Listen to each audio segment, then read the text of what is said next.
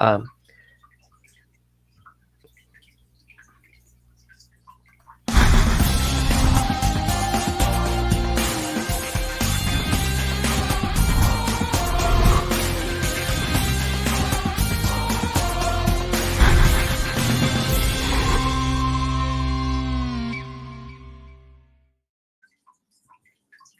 Hi everyone. I haven't been here for a while, but here's what's going on. And I thought you should know about it as a professional, as a person who visits the zoo, as a zookeeper, or any way involved with wolf welfare and wellness.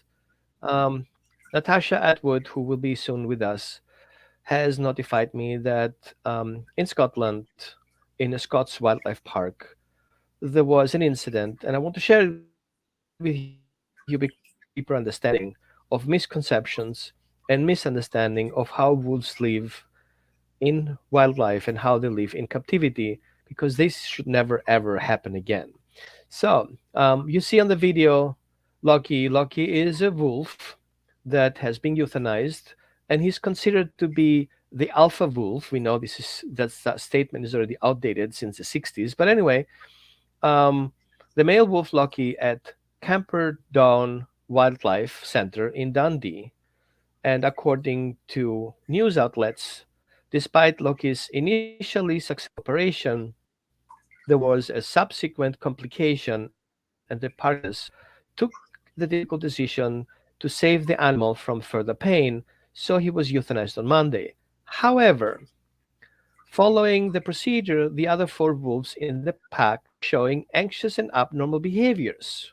We're going to talk about that in depth with Natasha. And so the animals were also then put to sleep.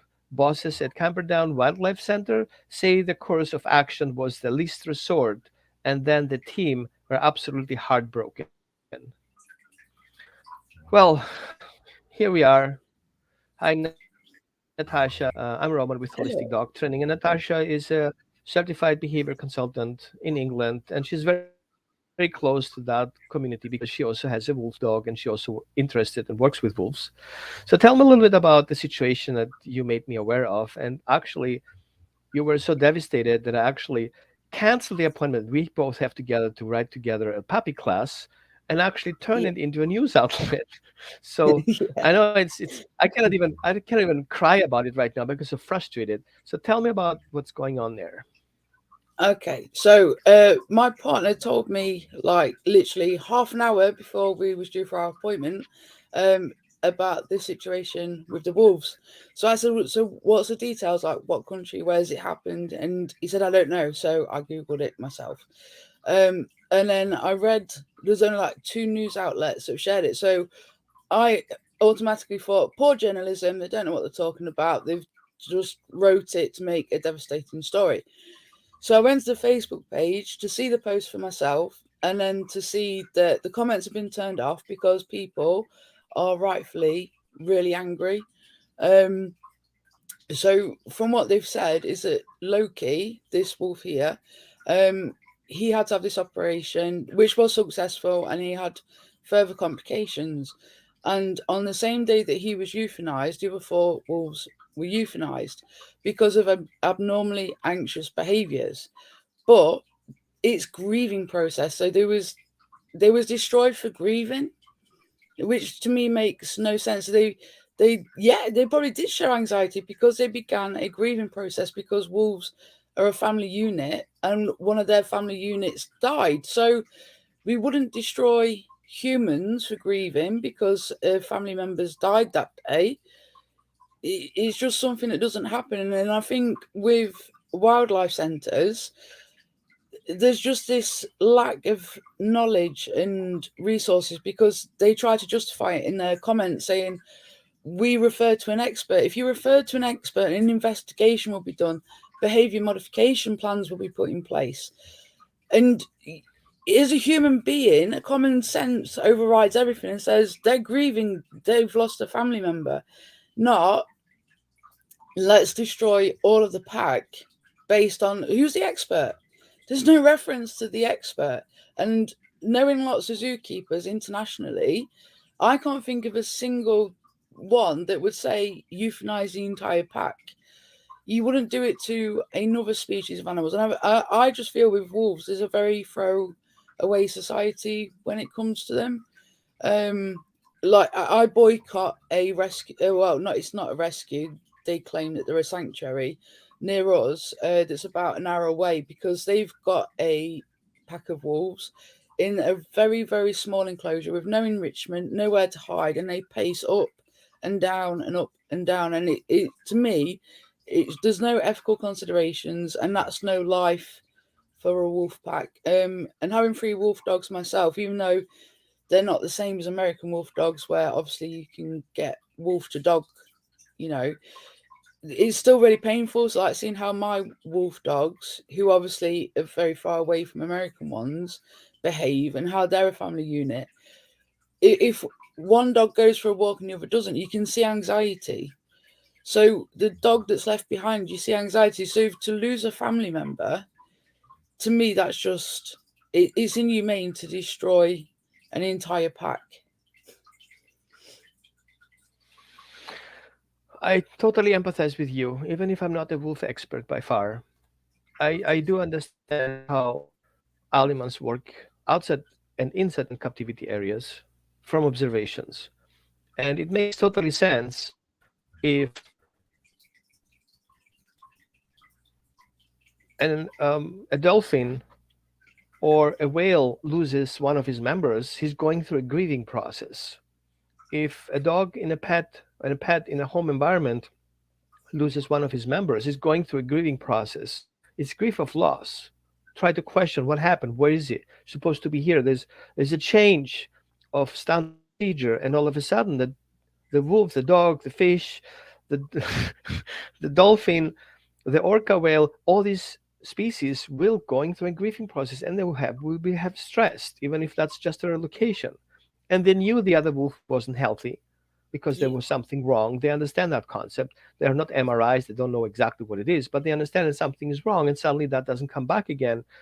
And even if we see and we describe things as the alpha wolf, considering the idea, and I try to be apologetic here, the idea that the dog who organizes that group should be the alpha, but in reality, there is not such linear system in wolves. We know that. Dr. Eric um, Eric Meck, if I yeah, remember right, yeah, um, lead scientist for the Department of Agriculture in the U.S., who started the idea of alpha theory and about wolves in captivity, went actually on site, kind going into the ethologist perspective, see, observe animals not in captivity, and recognize, I'm sorry, I was wrong. yeah, Delete my post. I didn't want it, but the books were printed, so this misconception were already out there, leading misinformation. And the problem here is that, unfortunately, this lack of knowledge wasn't able to get to that zoo. yeah, yeah, And going to the conclusion, asking the question why it is, and then we hire one professional. We question that professional. Who is that professional? It's kind of a secret. Who is yeah, it? And why did we stick with one person, not giving a second opinion? I'm going to the dentist and he tells me I have to pull all my teeth. I'm going to go to a second dentist saying, why would I have to pull all my teeth? yeah, Just a question because I have no wolves left after I make that decision.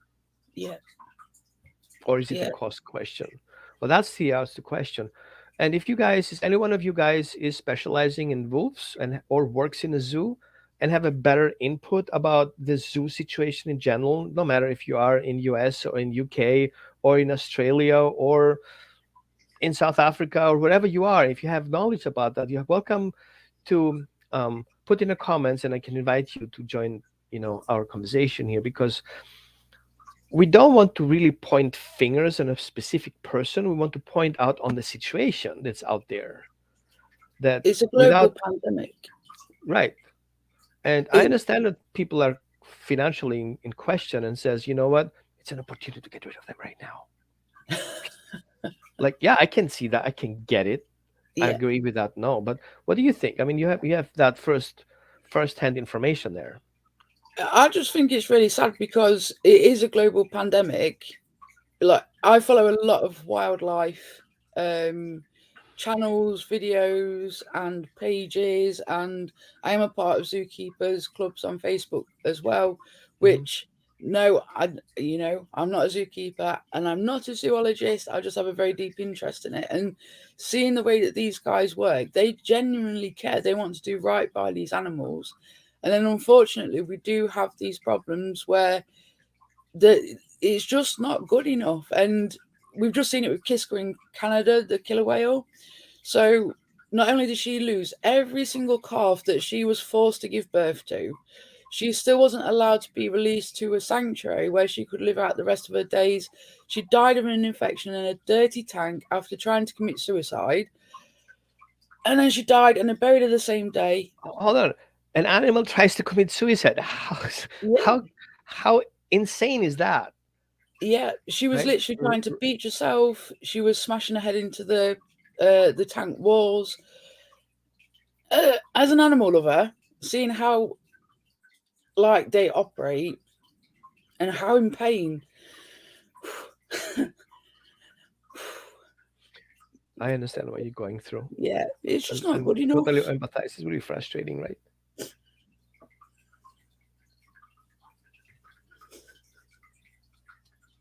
Mm, Okay, let's make some break for other news. No, I'm kidding. yeah.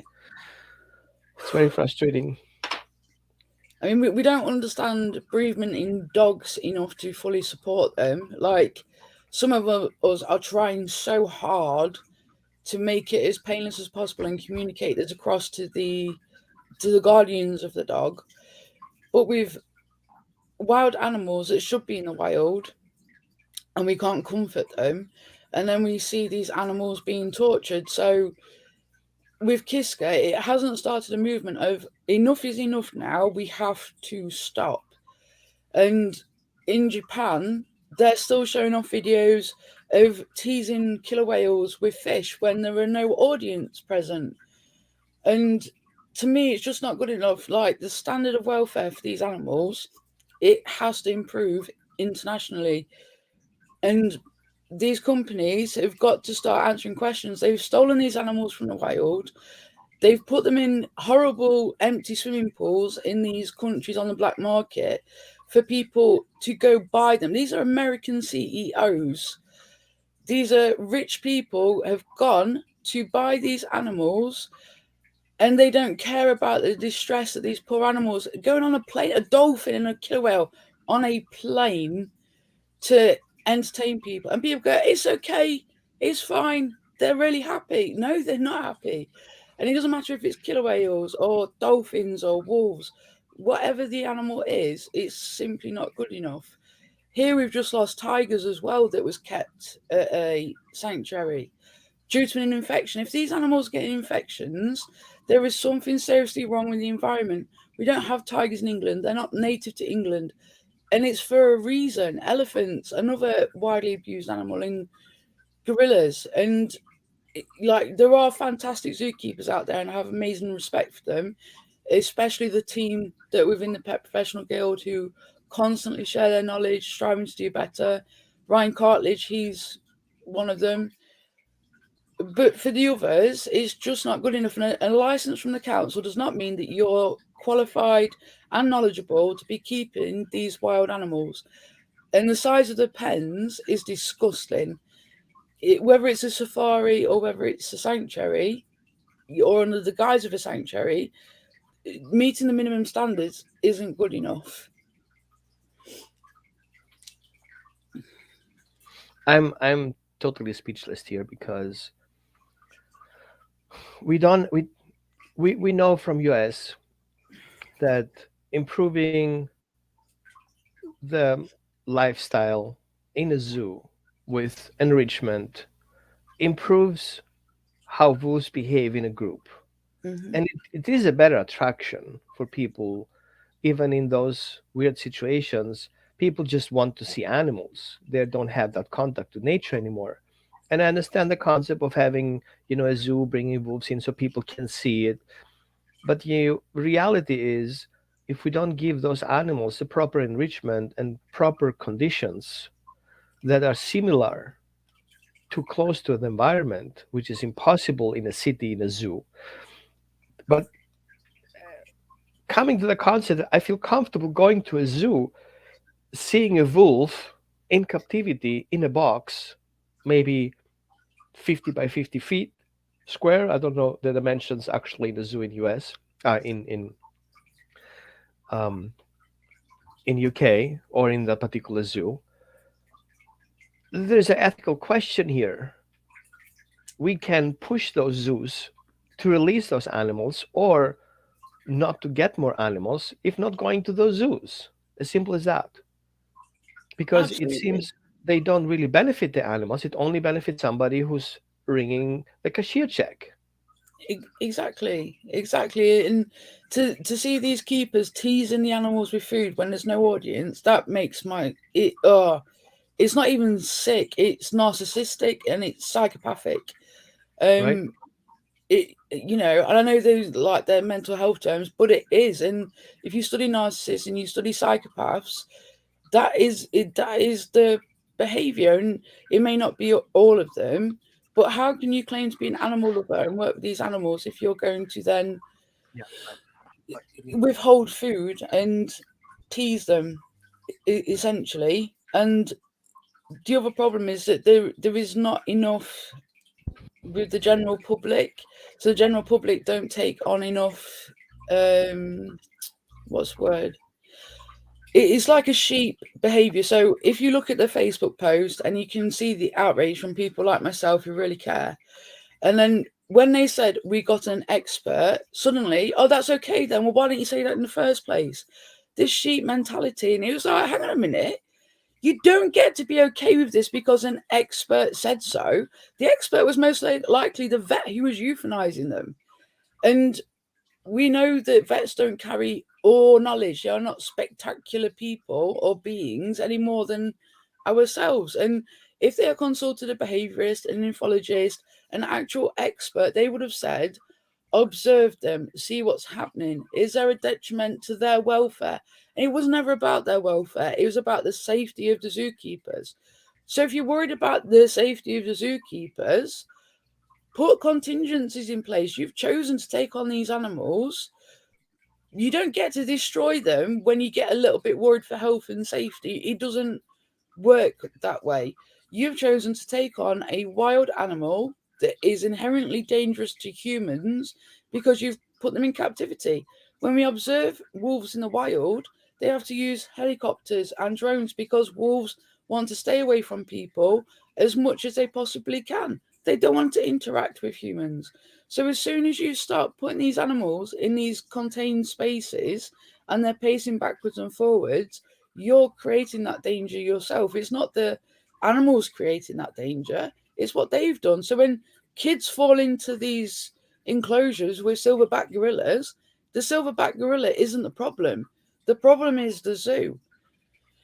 And people need to start taking responsibility for these behaviors. Like one group of scientists, they're building the robots that are dolphins, and they look like dolphins.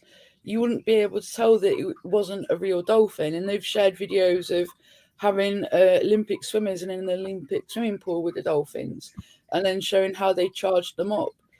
So why are we not emptying the tanks and getting these animals back into the wild and rehabilitating them and getting these robots in the pools if people are so desperate to waste their money watching animals being abused?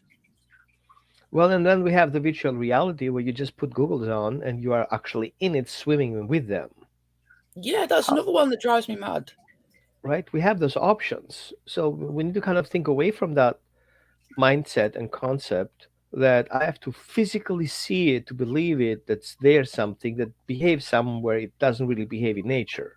So what's the whole Yeah, point of looking something in captivity and imagine myself how it will behave in nature when I have even no clue how it will behave in nature because I don't have contact to nature. yeah, But going yeah, back to that, we see similar problems with euthanasia also in shelters. So there's a yeah, concept of a behaviorist makes a conclusion and says this dog has to be euthanized, and there is no ethical questionnaire Why would we have to make that choice? What's the process of making that choice? If we take a consideration euthanizing a dog for behavior issues or for health issues, we're going through a questionnaire. Are these ethical questions answered more or less towards the animal? Like if I have a certain point of those questions answered negatively, then it's the best way for the dog to be released. Or if those questions are not be 100% answered or 50 or 60% answered, then the dog can still have a chance to improvement. Yeah. And then it's a financial question. Yeah. Then we can see, can we help this situation financially? And then we say, well, it's not worth it. Says who is not worth it? Like, do we have a worth stamp? How much is a life of a dog worth? While Yeah. the industry makes $50 billion a year, it's not worth to saving a dog or two or three with proper investment. And Yeah. especially in dogs, it's kind of, let's say, okay, we have an acceptable tolerance because the shelters are full, the zoos are full, Mm. animals are in extinction. We try to save them in a zoo, knowing it's not going anywhere, it doesn't go any far, because dogs or animals in captivity will not really mate the way they do because the environmental factors are not in place. There's temperature factors, there's environmental factors, there's food factors, there is mood factors, there's emotional factors in place, there's psychological places that would not do. This would not happen. And even if we do technical insemination, the still problem exists. Well, she doesn't feel comfortable raising that child or that calf, right? And yeah, that's something very frustrating. So thank you so much for pointing it out and shared that information with us. Um, I know it's not the good news that we usually have, and it's not fun having coffee, chatting, and making fun, but it's something we have to point out as behavior consultants to point in that direction. Hey, wake up. That's not a situation we should accept. We cannot be Absolutely. animal lovers, dog lovers, and don't see what's happening there in front of us in our town, in our community, and in our environment, right? Just losing my words now.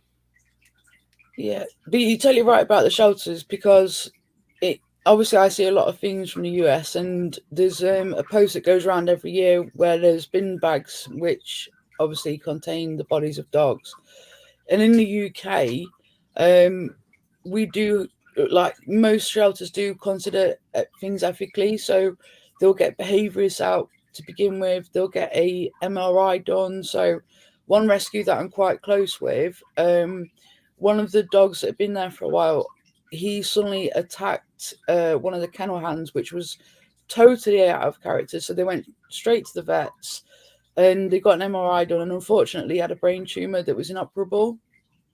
So the decision was made that they had to let this dog go, and it impacted the entire community. It wasn't. It was unheard of that this rescue ever had to euthanize a dog, and even though it was a brain tumor, that was still very, very painful for the entire community around the rescue.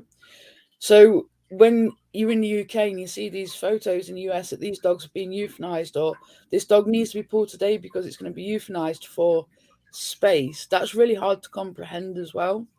And like I said, where are the ethical considerations there for dogs in these shelters? Right? It's very frustrating. So yeah, at least we can point out that it's happening. So we can reach out to the zoo. I shared the Facebook post in the comments, so you can check in on that and click on it and join a conversation or ask questions. I maybe they blocked or closed it up, but there was still the community will still ask having questions, and I have to kind of come up with a plan for that not to happen again. So thank you for joining us today for this little short video, and thank you, Natasha, for pointing that injustice out. And stay on tune. We're gonna have more videos coming up soon with different chapters. We're gonna talk about puppy parenting, puppy rearing, aggression, trauma. We're going to talk about also intuition in dog training and behavior modification. And Natasha, welcome to join in that chat. So thanks for watching, and see you soon.